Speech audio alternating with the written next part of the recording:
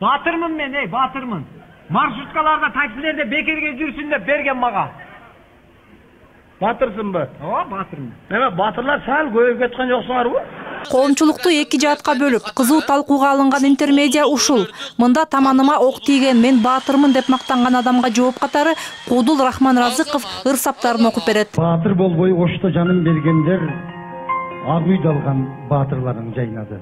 Куудулдардын бул саптары апрель көтөрүлүшүнүн катышуучуларына катуу тийген. Мындан улам алар артисттердин бул шакабасына нааразы пикирлерин айтып жатышат. Бизди да абайлап сүйлөсө болмок да. Эми баардыгы эле демократияга шылтап коюп айтып берген болбойт да. Чындык бар да, биз бирөө менен урушкан жокпуз. Же бир мындай бир тойканага барып урушкан жокпуз да биз. Баягы эл үчүн чыктык.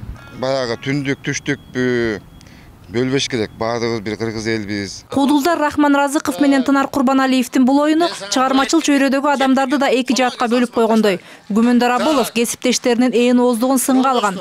Ал эми Борончу Кудайбергенов алардын чыгармасында элге зыян келтире турган эч нерсе жок деп эсептейт. Ошол баатырлардын баркын кетирип аткан баатырлар жөнүндө сөз болот да. Себеби дегенде мен баатырмын деп алып эле кайсы жерге барса деле мен бекер болушум керек деп стоянкасына барса деле баатырмын дей беришет. Эми кечирип кой, болбогон жерге барса бир кезек күтүп турса деле тургула. Мен баатырмын деп улуу кичүүнү деле ошентип отурса, бул кандай баатыр? Бул ошолор жөнүндө айтайын деген нерсе ой болгон да.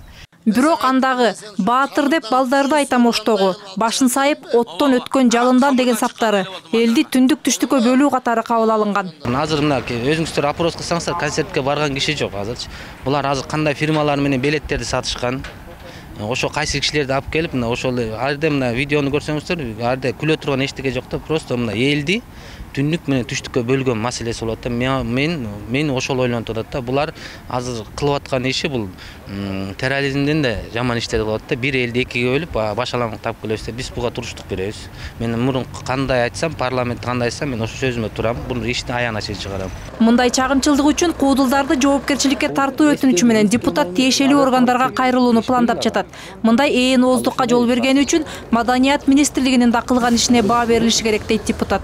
Маданият министри тарабынан болобу, парламент тарабынан болобу, президент тарабынан болобу, кайсыл тараптан болбосун, баары бир биздин демократиялуу заманыбызда, жашообузда эч кимдин оозун эч ким ооздуктай албайт экен. Ар бир талант, ар бир сөздү айтаарда өзүнүн деңгээлин ойлонуп айтыш керек. Деңгээлине жараша ар ким ар кандай нерсени сүйлөй берет экен. Демек, муну ар бир өзүнүн абийиринен жана деңгээлинен деп түшүнүшүбүз керек. Бирок Маданият министрлиги эми улуттар аралык жана диний чагымчылдыкка жол берген чыгармаларды сахнага коюуга бөгөт болчу аракеттерди баштап жатыптыр. Бул үчүн концерт коем деген чыгармачыл жамааттын программасы алдын ала текшерүүдөн өтөт. Ошондой эле айыптоолор кур болбосун үчүн далилдөө максатында сахналарга камера орнотуу пландалып жатыптыр. Мээрим Ташыбекова, Эрлан Кемелбеков, НТС.